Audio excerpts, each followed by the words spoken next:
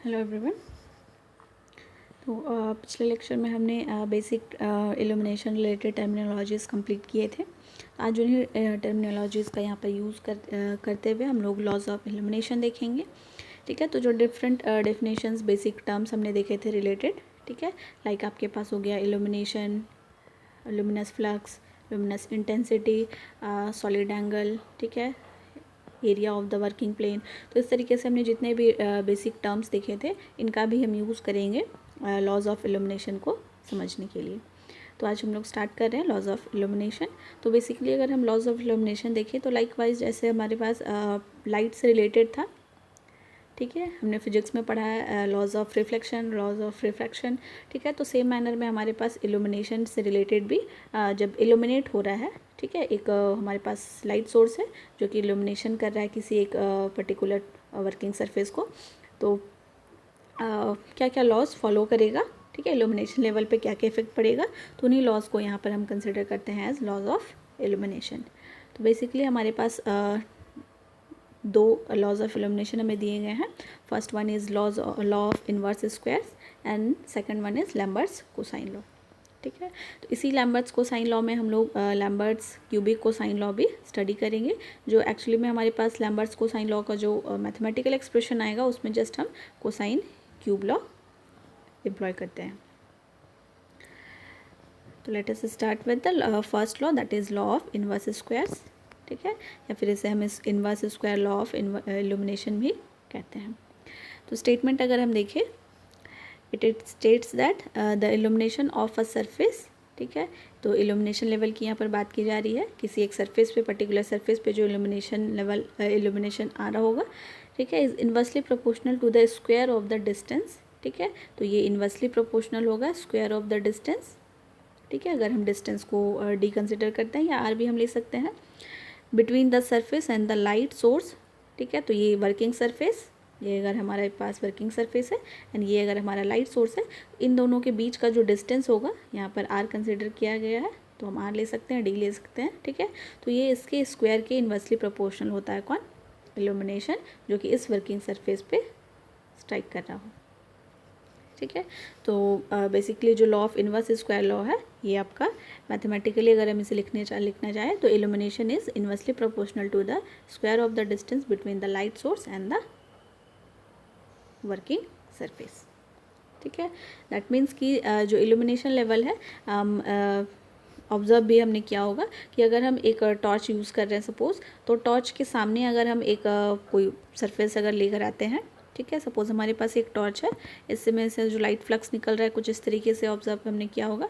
तो इस light torch के सामने अगर हम एक सरफेस लेकर आते हैं तो ये काफ़ी ज़्यादा, इसमें जो इल्यूमिनेशन लेवल होता है ये काफ़ी ज़्यादा हाई होता है। दैट मीन्स कि ऑलमोस्ट सारा का सारा जो फ्लक्स यहाँ से इमिट हो रहा है, ये सारा का सारा फ्लक्स यहाँ पर स्ट्राइक कर रहा है इस सरफेस पे।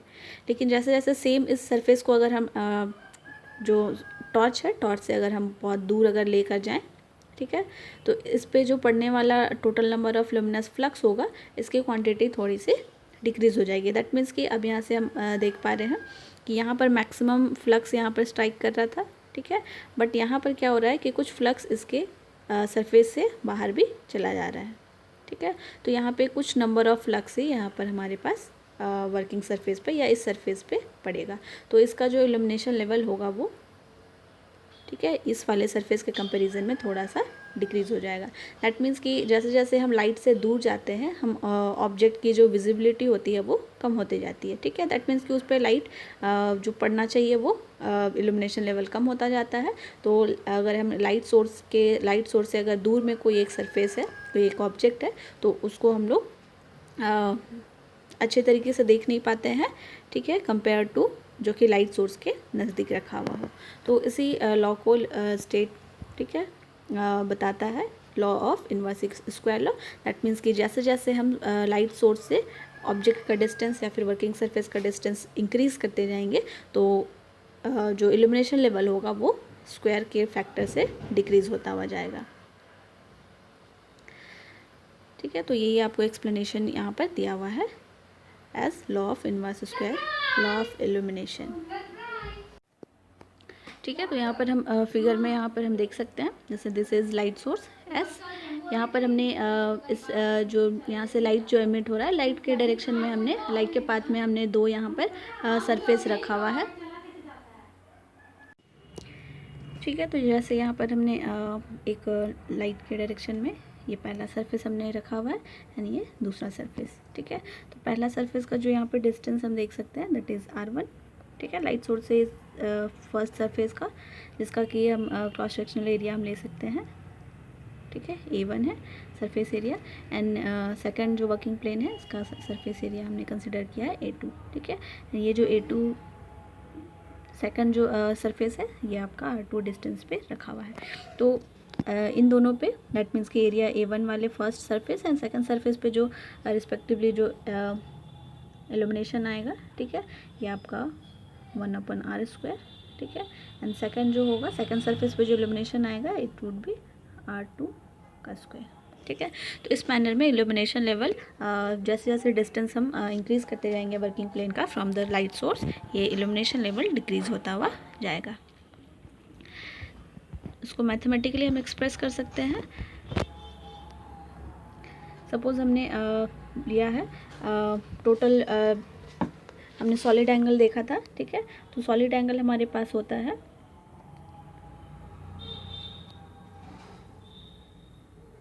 इंटेंसिटी की, अगर हम बात करें लुमिनस इंटेंसिटी I। ठीक है, तो लुमिनस इंटेंसिटी हमने देखा था कि टोटल फ्लक्स जो सरफेस पे पड़ेगा, ठीक है, अपॉन पर सॉलिड एंगल। ठीक है, तो पर सॉलिड एंगल या फिर 1 स्टेरेडियन में जितना फ्लक्स आ रहा होगा that is known as luminous intensity. तो यहाँ से हम I = फ्लक्स बाई ओमेगा लिख सकते हैं। तो अगर हम ठीक है, दिस इज़ फ्लक्स पर स्टेरेडियन है, तो फ्लक्स पर स्टेरेडियन इज़ I।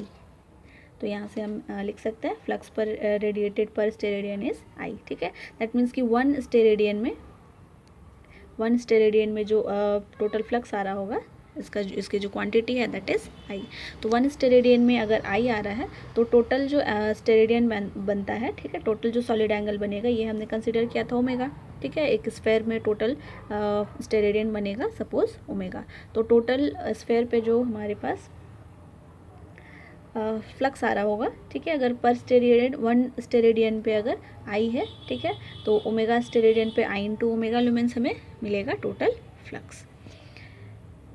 अब अगर हम एरिया की बात करें, ठीक है, इल्यूमिनेशन लेवल, ठीक है, पहला जो एरिया A1 था, पहला जो वर्किंग सरफेस था, तो इस सरफेस पे अगर हम इल्यूमिनेशन की बात करें तो ये हमारे पास आएगा फ्लक्स बाई एरिया हम लिखते हैं।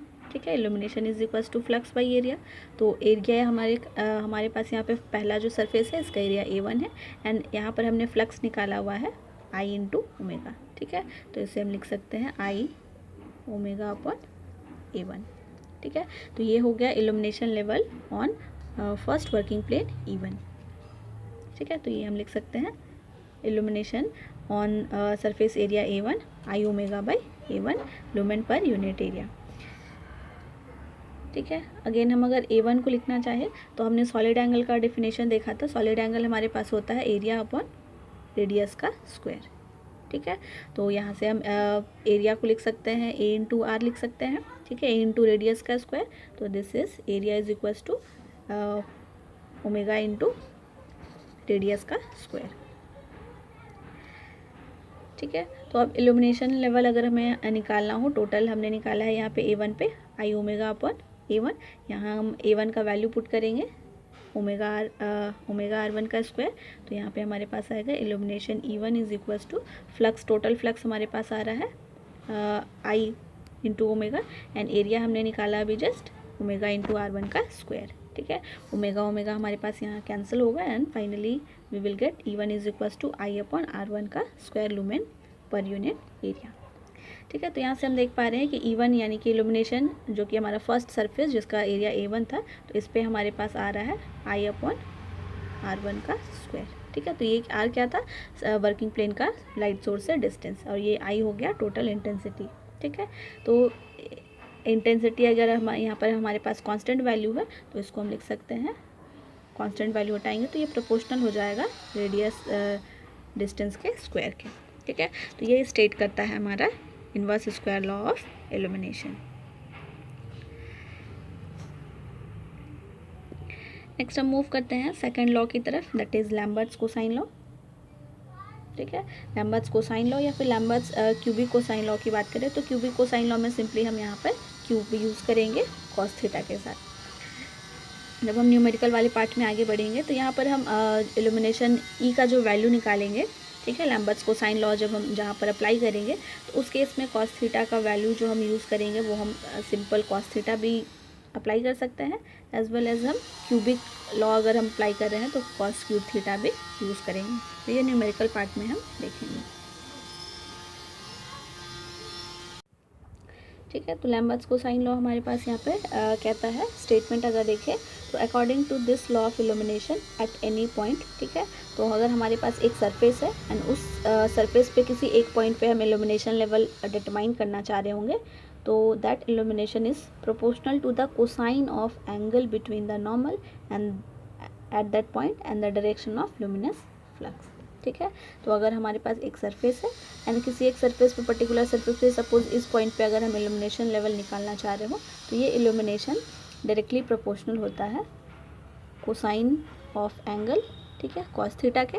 और ये कॉस थीटा दैट मीन्स कि ये जो थीटा होगा ये angle between normal at that point, that means कि इस पॉइंट पे अगर हम एक नॉर्मल ड्रॉ कर रहे हैं, ठीक है, 90 degree and the direction of luminous flux, तो इस पे जो लुमिनस फ्लक्स आ रहा होगा, सपोज यहाँ पे एक लाइट सोर्स होगा तो यहाँ से लुमिनस फ्लक्स आ रहा है, तो इस लुमिनस फ्लक्स एंड इस नॉर्मल के बीच का जो एंगल बन रहा होगा this angle is known as theta. ठीक है, तो ये थीटा हम कंसिडर करते हैं एज ट्रिग्नोमेट्रिक आइडेंटिटी कॉस के साथ। तो कॉस थीटा के डायरेक्टली प्रोपोर्शनल होता है illumination at any point, illumination at any point on the surface. ठीक है, तो एक्चुअली जो लैम्बर्ट्स कोसाइन लॉ है ये हम उस केस में यूज़ करते हैं तो जहाँ पर हम हमारे पास जो वर्किंग सरफेस हो तो इस सरफेस पे जो लाइट फ्लक्स आ रहा हो, ठीक है, ये अलग अलग एंगल से स्ट्राइक कर रहा होता है।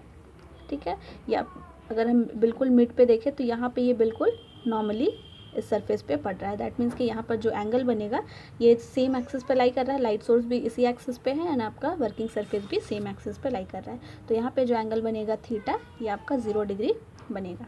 ठीक है, दैट मीन्स कि ये सेम एक्सिस पे लाई कर रहा है, बिल्कुल नॉर्मल है। ठीक है, बट अगर हम इस पॉइंट पे इल्यूमिनेशन लेवल निकालना चाहें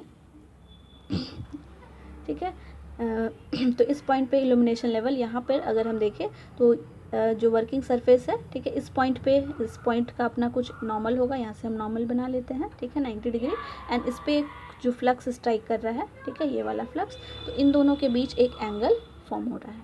ठीक है, so this angle is known as theta. तो इस एंगल को हम कंसिडर करते हैं कॉस के साथ। ठीक है, कॉस थीटा एंड ये प्रोपोर्शनल होता है इस पॉइंट पे। ठीक है, इस पॉइंट पे अगर हम इल्यूमिनेशन निकालना चाहे तो। ठीक है, so illumination at this point is directly proportional to the cosine of angle between normal at that point and direction of luminous flux.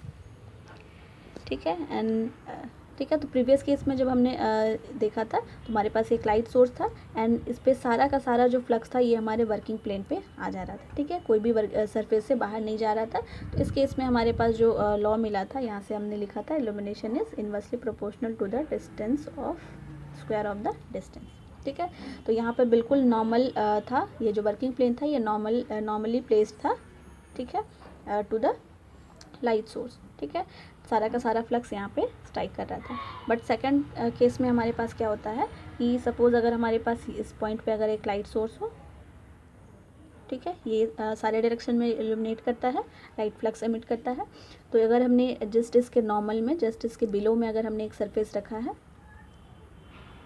ठीक है, और इस पॉइंट पे अगर हमने इल्यूमिनेशन फाइंड किया था प्रीवियस केस में फर्स्ट लॉ के अकॉर्डिंग, तो इस पॉइंट पे हमने इल्यूमिनेशन डिटरमाइन किया था। दैट मीन्स कि बिल्कुल ही नॉर्मली जो स्ट्राइक कर रहा है बिल्कुल सीधा जो पड़ रहा है इस सरफेस पे।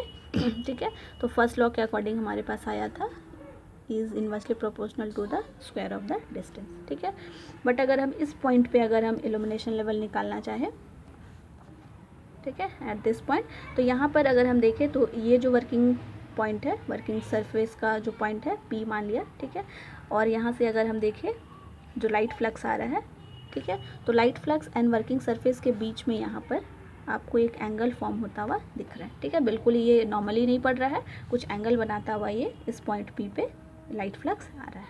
ठीक है, ये ब्लू वाला आपका लाइट फ्लक्स है, दिस येलो पार्ट इज, ठीक है। इस पॉइंट पे हमें कंसिडर डिटरमाइन करना है इल्यूमिनेशन लेवल, ठीक है। तो लैम्बर्ट्स कोसाइन लॉ के अकॉर्डिंग क्या होता है कि इल्यूमिनेशन लेवल जो है वो डायरेक्टली प्रोपोर्शनल होता है कोसाइन ऑफ थीटा के, ठीक है। एंड ये cosine of theta, that means कि अब हमें यहाँ से थीटा फाइंड आउट करना है, तो इस केस में थीटा कौन सा होगा, इस पॉइंट पे जो नॉर्मल बन रहा होगा, ठीक है। तो इस पॉइंट पे हम नॉर्मल ले लेते हैं, ये नॉर्मल है, ठीक है। तो अगर ये नॉर्मल है, ये 90 डिग्री बना रहा है इस वर्किंग सरफेस के साथ, तो ये भी तो 90 डिग्री फॉर्म कर रहा है इस वर्किंग सरफेस के साथ, ठीक है, ये वाला पार्ट। तो हम इस नॉर्मल को हम कंसिडर करते हैं, ये नॉर्मल, और लाइट फ्लक्स कौन सा है, इस पॉइंट पे लाइट फ्लक्स कौन सा आ रहा है, ये ब्लू वाला पार्ट। तो ये ब्लू वाला पार्ट एंड नॉर्मल के बीच का एंगल, ठीक है, we will considered as theta, ठीक है। तो ये वाला जो एंगल बन रहा है इस वर्किंग सरफेस के नॉर्मल, ठीक है, ये वाला नॉर्मल हो गया। एंड इस जिस पॉइंट पे हमें इल्यूमिनेशन निकालना है उस पॉइंट पे जो लाइट फ्लक्स आ रहा होगा, तो उन दोनों के बीच का जो एंगल बनेगा that angle is known as theta, ठीक है। तो इस तरीके से इस केस में जब हमारे पास वर्किंग सरफेस पे जो लाइट फ्लक्स आ रहा है वो जब लाइट सोर्स के साथ कुछ एंगल फॉर्म कर रहा होता है, उस केस में हम डिटरमाइन करते हैं या यूज़ करते हैं लैम्बर्ट्स कोसाइन लॉ, ठीक है। तो यहाँ से अगर हम मैथमेटिकली इसको भी अगर हम निकालना चाहें, ठीक है, तो प्रीवियस केस में हमारे पास क्या आया था, E1 इज इक्वल्स टू हमने निकाला था, ठीक है। अगर हम इल्यूमिनेशन जो होता है इसका basic definition force by area होता है, ठीक है, sorry flux by area, that means कि एरिया पे जितना टोटल फ्लक्स आ रहा होगा, ठीक है। ये फर्स्ट केस का हो गया जब बिल्कुल नॉर्मली पड़ रहा था, ठीक है, जो हमने लॉ 1 में यूज़ किया। सेकेंड लॉ के अकॉर्डिंग किसी एक पॉइंट पे दूसरे पॉइंट पे हम इल्यूमिनेशन निकाल रहे थे, ठीक है, तो यहाँ पर हम इसको लिख सकते हैं, ठीक है। तो जब देखेंगे कि अगर इस पॉइंट पे डायरेक्टली अगर यहाँ पे लाइट सोर्स था, ठीक है, इस पॉइंट पे हम निकाल रहे हैं तो ये 90 डिग्री फॉर्म कर रहा था, बिल्कुल नॉर्मल था, तो यहाँ पर डायरेक्टली सारा का सारा फ्लक्स आ जा रहा था, ठीक है। बट अगर हम इस पॉइंट पे निकालना चाहें, ठीक है, तो यहाँ पर आप देखोगे कि एक आपको हॉरिजॉन्टल कंपोनेंट भी मिल रहा है, ठीक है, एंड यहाँ से आपको एक वर्टिकल कंपोनेंट भी मिल रहा है। तो जब भी कुछ एंगल फॉर्म होता है, ठीक है, इंक्लिनेशन वाले का टर्म आता है, तो यहाँ पे हम एक कंपोनेंट को, ये आपका अगर फ्लक्स है, ठीक है, इस फ्लक्स को हम कंपोनेंट में ब्रेक करते हैं, एक हॉरिजॉन्टल कंपोनेंट और एक वर्टिकल कंपोनेंट। हॉरिजॉन्टल कंपोनेंट आपका एक्स एक्सिस के अलोंग एंड वर्टिकल कंपोनेंट आपका वाई एक्सिस के अलोंग। तो इसको जब हम ब्रेक करेंगे वेक्टर एनालिसिस के अकॉर्डिंग, तो ये अगर आपका एफ है, ठीक है, रिजल्टेंट एफ है, तो हॉरिजॉन्टल कंपोनेंट को हम एफ कॉस थीटा लिखते हैं, ठीक है, एंड वर्टिकल कंपोनेंट जो आएगा इसको हम एफ साइन थीटा लिखते हैं, ठीक है। तो इस तरीके से हम वर्टिकल एंड हॉरिजॉन्टल कंपोनेंट पे ब्रेक करेंगे इस जो टोटल फ्लक्स यहाँ पर इस पॉइंट पे आ रहा हो,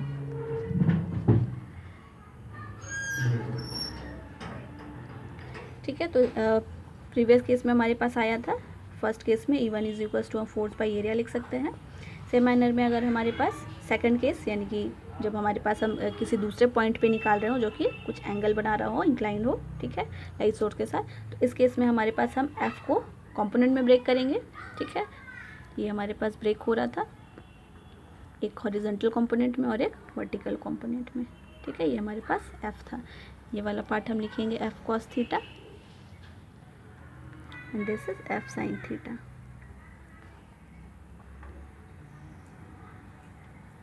ठीक है। तो हमें ध्यान रखना है कि हमारे पास जब हम कंपोनेंट को ब्रेक करते हैं वर्टिकल एंड हॉरिजॉन्टल कंपोनेंट में, तो जो हमारे पास हॉरिजॉन्टल कंपोनेंट होता है, ठीक है, सिर्फ हमारे पास this is only the useful component, ठीक है, जो यूज़फुल हमारे पास जो कंपोनेंट होता है that is only horizontal component, ठीक है। तो यहाँ पर हम यूज़ करेंगे इस एफ को हम कंपोनेंट में ब्रेक कर चुके हैं एंड यूज़फुल कंपोनेंट हमारे पास कौन सा होगा, हॉरिजॉन्टल कंपोनेंट। तो यह वी विल राइट एफ को हम लोग रिप्लेस करेंगे एफ कॉस थीटा से एंड डिवाइडेड बाय एरिया, ठीक है। तो इस तरीके से हम सेकंड केस में जब इंक्लिनेशन हो रहा होगा light source and working surface के बीच में, तो हम यहाँ पर एफ कॉस थीटा, फ्लक्स को हम एफ कॉस थीटा लिखेंगे एंड आपके पास आएगा वर्किंग सरफेस का एरिया, ठीक है। तो यहाँ पर हमारे पास एफ बाई ए आ रहा है, इस एफ बाई ए को हम रिप्लेस कर सकते हैं E1 से, ठीक है। तो ये we will write E2 is equals to E1 cos theta, ठीक है। तो हमारे पास आ गया E2 is equals to E1 cos theta, and previous case में हमने लिखा था E1 इज इक्वल्स टू, हमारे पास आया था I/r² आया था, ठीक है। तो यहाँ पे E1 को अगेन हम रिप्लेस करेंगे I/r² इंटू कॉस थीटा, ठीक है। ये हमारे पास according to Lambert's cosine law या लैम्बर्ट्स कोसाइन क्यूबिक लॉ, तो यहाँ पे हम कोसाइन लॉ यूज़ करेंगे कॉस थीटा के लिए एंड क्यूबिक लॉ, ठीक है। तो यहाँ पे हम कॉस का क्यूब कंसिडर करेंगे as second law of illumination, ठीक है। तो यहाँ पर हम ऑब्जर्व कर सकते हैं कि ये जो आपका इल्यूमिनेशन है E2 is directly proportional to the cosine of angle between the normal at that point and the direction of luminous flux, ठीक है, and also inversely proportional to the distance of square of distance, ठीक है। ये जो illumination intensity है ये आपका constant part होगा। तो इस तरीके से हम यहाँ पर first law inverse square law and second law is Lambert's cosine law, इन दोनों को डिफाइन कर सकते हैं, ठीक है। तो इस तरीके से हम सेकंड लॉ हमारे पास आ गया, ये डायरेक्टली प्रोपोर्शनल होगा कोसाइन ऑफ थीटा के, एंड थीटा कौन सा एंगल होगा ये हमने देख लिया था, ठीक है। तो इस तरीके से हम डिफाइन करते हैं laws of illumination. So that's all about the laws of illumination. Next कुछ न्यूमेरिकल पार्ट्स है जहाँ पर हम इन दोनों लॉज का यूज़ करके हम डिफरेंट न्यूमेरिकल्स को डील करेंगे, ठीक है। That's all, thank you everyone.